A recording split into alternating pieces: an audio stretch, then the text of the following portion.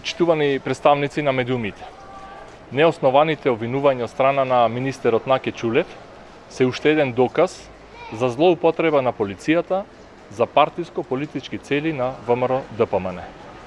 Ги одбивам денешните негови обвинувања, не се точни.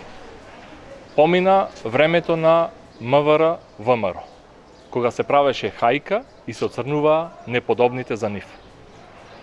Кога веќе Наке Чулев сака да вара криминал, му препорачувам да се позанимава со времето на владењето на Христијан Мицковски како директор на АД Елем, сега ЕСМ, и да ги истражи тендерите за набавка на и увоз на електрична енергија по енормно високи цени и ангажманот на неговите пријатели за консултати како адвокати.